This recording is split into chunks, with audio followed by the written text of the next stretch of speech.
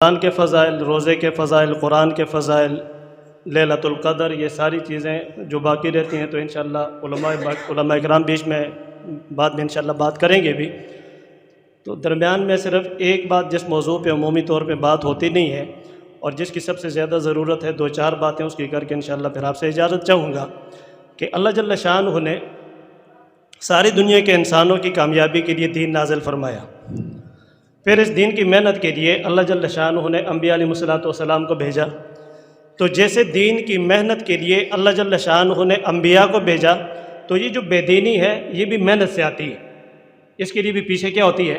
ایک محنت ہوتی ہے، اس کے لیے شیطان ہے۔ اس کے لیے کیا ہے جی؟ اس کے لیے شیطان ہے۔ تو شیطان بھی محنت کر کے لاتا ہے۔ شیطان بھی کیا کرتا ہے؟ محنت کر کے لاتا ہے۔ اس کی محنت کیا ہے؟ اس کی محنت یہ نہیں کہ وہ ہاتھ سے پکڑ کے کسی کو زنا نہیں کرواتا، ہاتھ سے پکڑ کے کسی کو جھوٹ نہیں بلواتا، ہاتھ سے پکڑ کے کسی کو قتل نہیں کرواتا۔ دل میں وسوسہ ڈالتا ہے، دل میں وسوسہ ڈالتا ہے، وسوسہ ڈالتا ہے، پھر انسان کی اپنی بگڑی ہوئی طبیعت پھر وہ آگے انسان کو بڑھاتی ہے۔ تو دین زندگیوں کے اندر آتا ہے تو وہ بھی محنت سے آتا ہے، اگر نکلتا ہے تو وہ بھی محنت سے نکلتا ہے۔ تو اللہ جل شانہ نے انبیاء علیہ الصلوۃ والسلام کو جو دین دے کے بھیجا تو وہ پہلے صحیفوں کی صورت میں تھا، کتابوں کی صورت میں تھا، اور وہ ناسخ منسوخ والے احکامات اس کے اندر چلتے رہتے تھے۔ حضور اقدس صلی اللہ علیہ وسلم پر اللہ جل شانہ نے قرآن اتارا، اور قرآن اتار کے پھر اللہ جل شانہ نے ساتھ یہ اعلان بھی کر دیا کہ الیوم اکملت لکم دینکم واتممت علیکم نعمتی ورضیت لکم الاسلام دینا، کہ آج جو میں نے یہ قرآن نازل کر دیا یہ قیامت تک منسوخ نہیں ہوگا۔ اگر عیسیٰ علیہ السلام آئیں گے تو وہ بھی اس قرآن کے مطابق زندگی گزاریں گے، اگر اس قرآن کو چھوڑ کے کسی اور ترتیب پہ چلیں گے تو وہ بھی نجات نہیں پا سکتے۔ اگر عیسیٰ علیہ السلام قرآن کو چھوڑ کے نجات نہیں پا سکتے تو آج کا 24 یہ جو نا ہم 2023 میں چلنے والے جو مسلمان ہیں یہ قرآن کو چھوڑ کے کیسے کامیاب ہو سکتے ہیں؟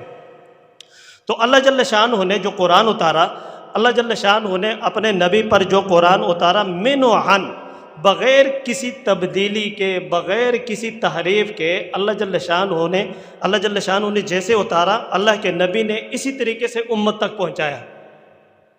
پھر جس وقت حضور اقدس صلی اللہ علیہ وسلم نے امت تک یہ قرآن پہنچایا تو وہ کتابی صورت کے اندر نہیں تھا، سینوں کے اندر محفوظ تھا، سینوں کے اندر محفوظ تھا، اور حفاظ اس طریقے سے جیسے جو ہے نا یہ آج قرآن سنایا جاتا ہے اس طریقے سے وہاں موجود نہیں تھا۔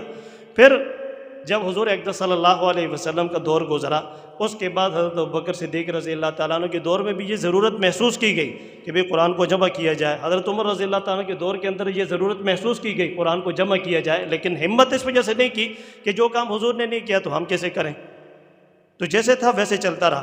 پھر حضرت عثمان رضی اللہ تعالیٰ عنہ کے دور میں اللہ جل شانہ نے کچھ ایسے جو ہے نا وہ کام کروائے کہ جو قیامت تک کے لوگوں کے لیے اللہ جل شانہ نے دین کی حفاظت کا ذریعہ اللہ جل شانہ نے ان کو بنایا۔ ان میں سے ایک کام جو ہے نا وہ یہ قرآن کو جمع کرنا تھا، قرآن کو۔ اب جو ہے نا جہاں جس نے جس طریقے سے سنا تو حضرت عثمان رضی اللہ تعالیٰ عنہ لوگوں سے وہ قرآن لیتے تھے اور قرآن لے کے پھر جو ہے نا اس کو جمع کرتے تھے کہ بھی جس طریقے سے نازل ہوا، جہاں پہ حضور اقدس صلی اللہ علیہ وسلم نے اس کو رکھنے کا کہا ویسے ہی رکھا جائے۔ لیکن جب ایک سورت اتری، ہر سورت کے شروع کے اندر بسم اللہ آتی تھی، ہر سورت کے شروع میں کیا آتی تھی؟ بسم اللہ آتی تھی۔ اب جو ہے نا وہ ایک سورت ایسی آئی کہ جس کے شروع میں بسم اللہ نہیں ہے، جس کے شروع میں بسم اللہ نہیں۔ اب وہ کون سی سورت ہے جی؟ سورہ توبہ۔ اب وہ بھئی یہ جو ہے نا یہ سورت جو ہے یہ تو پوری سورت اتری ہے لیکن اس کے شروع میں بسم اللہ نہیں ہے، تو بھئی یہ جو ہے نا کون سی سورت کا حصہ ہے؟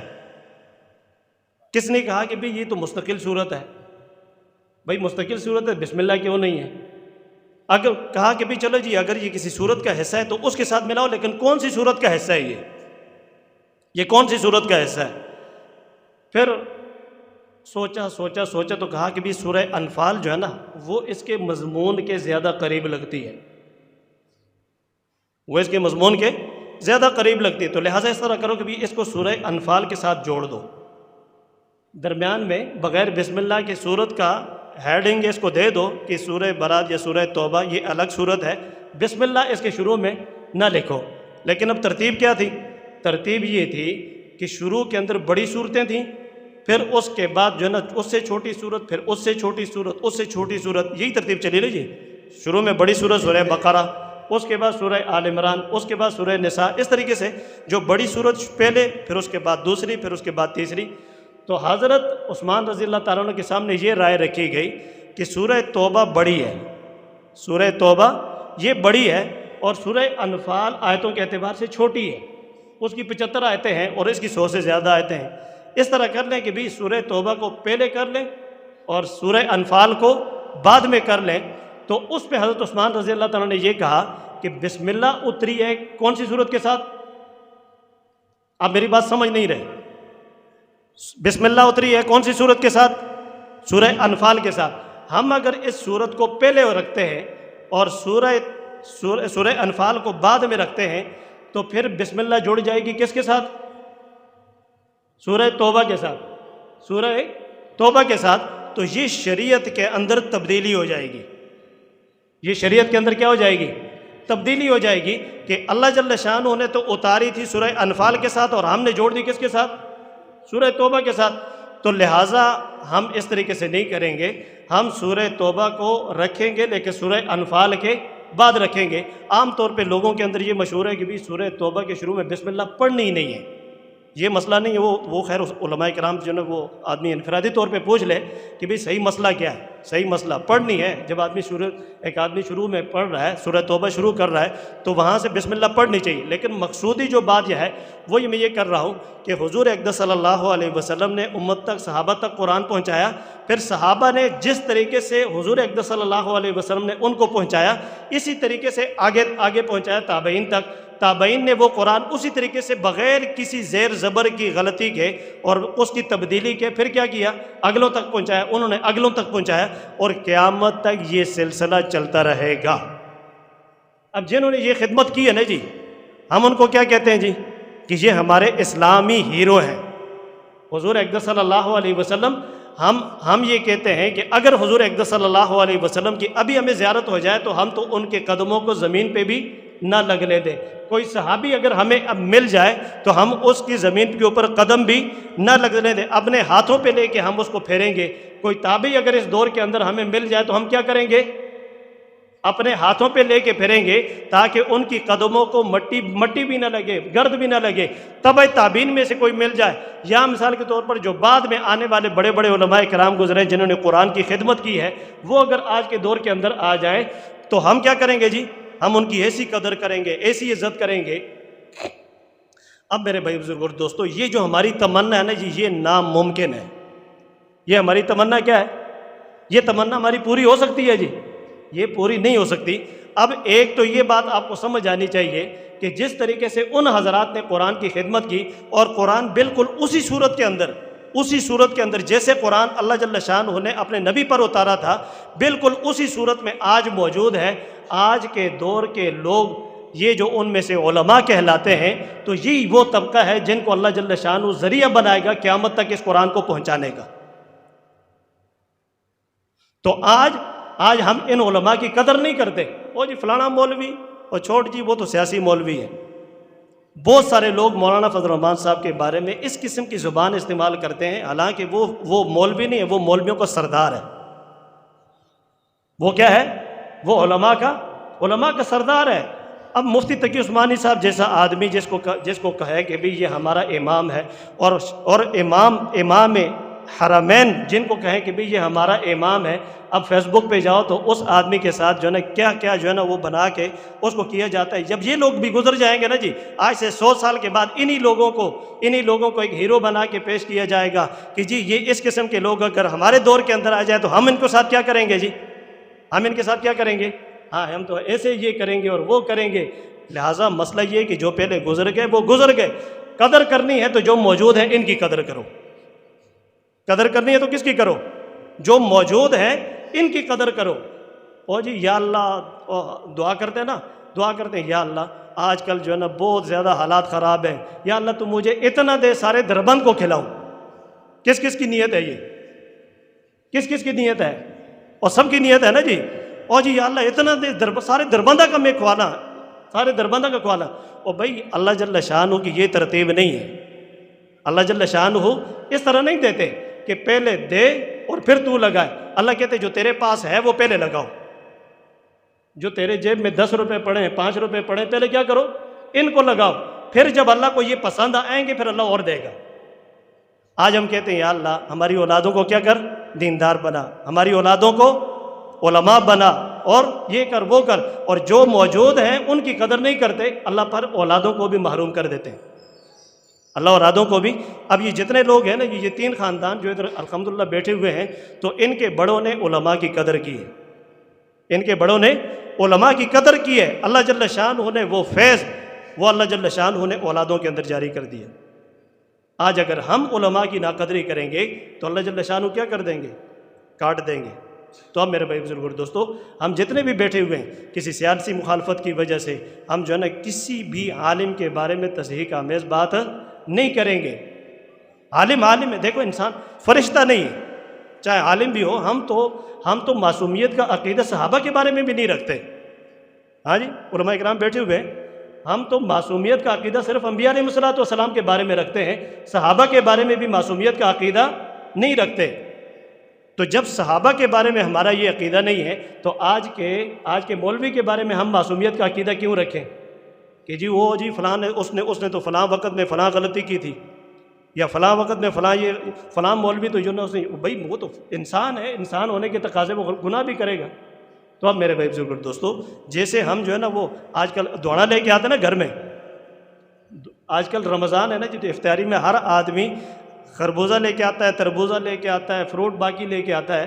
تو اب وہ ایک آدمی جو نا وہ 300 روپے کا اب اتنا بڑا جو نا وہ تربوز لے کے آیا. اب جب جو نا وہ کاٹ کے سارا کچھ کر کے تو وہ چھلکے سمیت کھاتا ہے یا چھلکو پھینک دیتا ہے, چھلکے کو پھینک دیتا ہے. حالانکہ وہ کہتا ہے کہ بھئی یہ چھلکا بھی کیا ہے, یہ چھلکا بھی اس کلو کے حساب سے تلا ہے, چھلکا بھی اس کلو کے حساب سے تلا ہے. لیکن وہ چھلکے کی طرف توجہ بھی نہیں کرتا. تو علماء کرام جو ہیں وہ ہمارے سر کے تاج ہیں, ان کی غلطیاں وہ چھلکے کی طرح ان کو پھینک دو, اس چھلکے کی طرح ان کی غلطیوں کو کیا کر دو, پھینک دو. ان کا جو علم ہے جو اندر سرخ ہاں جی وہ پڑا ہوا ہے اس کو لے کے کیا کرو, استعمال کرو, تاکہ اللہ جل شانہ اس کا فائدہ ہمیں بھی دے اور ہماری اولادوں کو بھی دے کہ ان حضرات نے دین کو تبدیل ہونے سے بچایا ہوا ہے. جیسے حضور اقدس صلی اللہ علیہ وسلم کے دور میں صحابہ تھے, پھر صحابہ کو بدنام کرنے کے لیے شیعہ کی جماعت اٹھی اور انہوں نے ایسی زبردست قسم کی محنت کی کہ اس دور کے اندر بھی صحابہ کے بارے میں جو نا بہت ساری باتیں جو نا وہ عوام کے مشہور کر کے اور صحابہ سے عوام کو دور کر دیا گیا تھا. تو آج بھی صحابہ کے جانشین, نبی کے جانشین, ان کے بارے میں بھی عوام کو دھوکے میں ڈال کے ان کو عوام سے دور کیا, علماء سے دور کیا جا رہا ہے. اور آج اگر تھوڑی سی بھی تبدیلی ہو گئی تو یہ آج کی تبدیلی یہ اتنی سی ہوگی, لیکن 10 سال بعد 20 سال بعد یہ تبدیلی پھر کیا بن جائے گی. ایک لطیفہ سنا کے پھر اس کے بعد ختم کرتا ہوں انشاءاللہ. لطیفہ بھی ہے اور بڑا سبق آموز لطیفہ ہے. تو ایک علاقے کے اندر ایک آدمی گیا, بڑا پڑھا لکھا آدمی تھا. تو وہ جب کھانے کے لیے بیٹھا تو اس کے سامنے جو نا دسترخوان جب لگایا گیا تو کھانا بھی لگ گیا, اب ساری چیزیں تیار ہو گئی نا جی, سالن بھی آ گیا, روٹی بھی آ گئی, میٹھا بھی آ گیا, سب کچھ آ گیا. تو اب یہ ہے کہ بھئی وہ اب کھانے کی اور تو کچھ بھی نہیں ہے. تو وہ جو مہمان تھا اس نے چونکہ جانا تھا تو وہ بیٹھ گیا. اس نے کہا ابھی صبر کرو, کیا کرو, صبر کرو, ابھی نہیں کھانا. بھئی کیا ہے, کوئی کیا چیز رہتی ہے, کہا بھئی ایک چیز رہتی ہے. اب وہ گیا تو ایک بڑا سا نا ڈنڈا, وہ ڈنڈا اٹھا کے نا رکھ دیا. وہ مہمان پریشان ہو گیا کہ بھئی یہ تو کھانے کی چیز نہیں ہے, اگر کھلانا ہے تو کل کو اگر میری کمر کے اوپر لگی گئی تو یہ کوئی اور مسئلہ بن جائے گا. تو اس نے پوچھا کہ بھئی کی رکھی ہے تو یہ ڈنڈا تم نے کیوں رکھا ہے. تو وہ جو چھوٹے بچے تھے انہوں نے کہا بھئی ایسا ہونا پتا ایک بابے ہیں جی استی جو میزبان ہیں جو ہمارے مہمان آتے ہیں تو ہم ان کو جب بھی کھانا کھلاتے ہیں تو ساتھ یہ ڈنڈا رکھتے ہیں, یہ ہماری جو ہے نا رواج ہے, یہ ہمارا رواج ہے. تو اس نے کہا بھئی میں تو کھانا نہیں کھاتے, پہلے جاؤ پوچھ کے آؤ یہ ڈنڈا کیوں رکھا ہے. ہاں میں مڑنا بھی تھا نا اسپتال پہ ہو جا میں. تو اب جو ہے وہ گئے تو اب اپنے ابا سے پوچھا, اس نے کہا جی یہ تو ہمارا رواج ہے, ہمیں بھی نہیں پتہ کیوں رکھتے ہیں. تو وہ جب اس کے پاس گیا انہوں نے کہا بھئی ہمیں تو نہیں پتہ یہ کیوں رکھتے ہیں. تو انہوں نے کہا تم اس طرح کرو, کسی بڑے کے پاس جاؤ, کوئی سفید داڑھی والا ہو اس کے پاس جاؤ, اس سے پوچھو کہ بھئی یہ کیوں رکھتے ہو. اب وہ جب گئے تو انہوں نے بابا جی سے پوچھا کہ بھئی یہ تم نے جو ہے یہاں پہ کیوں رکھا ہے ڈنڈا, یہ ہم مہمان کے سامنے جو ڈنڈا رکھتے ہیں ڈنڈا کیوں رکھتے ہیں. تو انہوں نے کہا وہ ذرا ڈنڈا تو لے کے آؤ نا. تو وہ جب دیکھا تو وہ تو پورا جو نا وہ ڈانگ رکھا ہوا تھا. انہوں نے کہا اللہ کا بندہ ہم تو مہمانوں کے سامنے جو ہے نا وہ ڈنڈا نہیں رکھتے تھے, چھوٹی سی چھڑی رکھتے تھے, تو یہ ڈنڈا ہٹاؤ, یہ کیا کرو, یہ تو تم مہمان کو پریشان کر رہے ہو, چھوٹی سی چھڑی رکھو. تو وہ چھڑی رکھ دی. اس نے کہا یہ چھڑی کیوں رکھی ہے؟ مہمان نے کہا میں کھانا نہیں کھاتا, پہلے یہ بتاؤ. انہوں نے کہا بھی یہ تو اب کسی کو بھی نہیں پتا, ہماری عمر کے جو تھے وہ سارے مر گئے, ایک بابا جی وہ جو نا 150 سال کا اب بھی جو نا وہ چارپائی کے اوپر پڑا ہوا ہے, اس سے جا کر پوچھتے ہیں, ہو سکتا ہے کہ اس کو پتہ ہو سکتا ہے اس کو پتہ ہو. اب وہ جب گئے نا جی تو اس سے پوچھا کہ بھی یہ جو ہم چھڑی رکھتے ہیں تو یہ کس لیے رکھتے ہیں؟ انہوں نے کہا ذرا دکھاؤ تو صحیح وہ چھڑی کیسی چھڑی ہے. تو وہ مجھے تو نہیں پتہ چھڑی رکھنے کا. تو وہ جب چھڑی دکھائی گئی, او انسان دیو پتروں, یہ اسی مزمانہ دیسا, ہم تو مہمان کے سامنے چھڑی نہیں رکھتے تھے, وہ تو ایک تنکا رکھتے تھے کہ اگر جو ہے نا کھانے کے بعد اس کے دانت میں کوئی چیز پھنس جائے تو وہ کیا کرے, نکال لے. یہ تم نے کیا کر دیا, اس کا کیا مقصد ہے؟ تو اب جو ہے وہ تنکا جو ہے تنکا, جب دین میں تبدیلی ہوتی ہے وہ تنکا پھر کیا بن جاتا ہے, ڈنڈا. وہ کیا بن جاتا ہے, ڈنڈا بن جاتا ہے. آج ہماری شادیوں میں بھی تبدیلی, وہ شریعت والی تبدیلی آ کے وہ کیا بن گئی, ڈنڈا بن گئی. آج جو ہے نا تیسرے کسی کو کہو کہ نہیں جمعرات کو دعا نہیں ہے, وہ کہتے ہیں مولوی صاحب چھوڑ پر چلنا دے. ہم نے وہ کیا بنا دیا, ڈنڈا. 40ویں کا ڈنڈا, اور بہت سارے ڈنڈے ہیں, وہ انشاءاللہ موقع علماء کرام آپ کو بتاتے رہیں گے. تو اب جو ہے نا دین اصلی حالت میں ہو, اس کے لیے یہ کہ بھی ہر گھر کے اندر عالم ہو, ہر گھر کے اندر کیا ہو, عالم ہو. ہر آدمی اپنے بچوں کو کیا بنائے, عالم بنائے, حافظ بنائے. دنیا کا فائدہ تو یہ ہوگا کہ بھی ہماری زندگی کیا ہو جائے گی, رخ پہ آ جائے گی. شہباز شریف جس ملک کو آج معیشت, اس کی معیشت کو ٹھیک کرنا چاہتا ہے تو وہ ساری زندگی لگا رہے, جب تک قرآن کے مطابق اپنی معیشت کو نہیں چلائیں گے یہ ہماری معیشت ٹھیک نہیں ہو سکتی.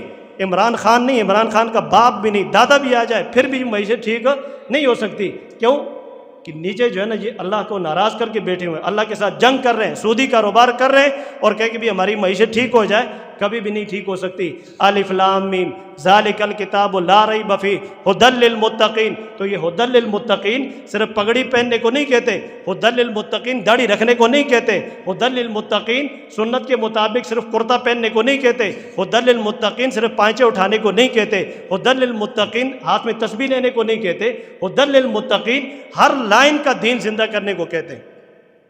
کہ ایمانیات کا تقوی اس کی زندگی میں, معاشرت کا تقوی اس کی زندگی میں, عبادات کا تقوی اس کی زندگی میں, معاملات کا تقوی اس کی زندگی میں, اخلاق کا تقوی اس کی زندگی میں. اب جو ہے نا معاشرت ساری سود پہ چل رہی ہے, اور یہ کہہ رہے کہ بھئی جو ہے نا یہ ہمیں کیا مل جائے, رہنمائی مل جائے. قرآن سودی کاروبار کرنے والوں کی رہنمائی نہیں کرتا, قطع تعلقی کرنے والوں کی رہنمائی نہیں کرتا.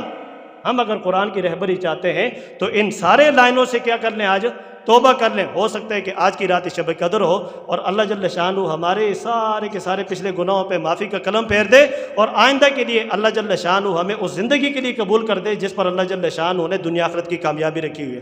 تو سارے بھائی کوشش کریں گے نا انشاءاللہ. اچھا آخری ایک گزارش یہ ہے کہ بعض ساتھی یہ ہوتے ہیں کہ وہ کہتے ہیں بھئی ختم کے انتظار میں ہوتے ہیں کہ ختم ہو جائے پھر انشاءاللہ سے روزہ لگائیں گے.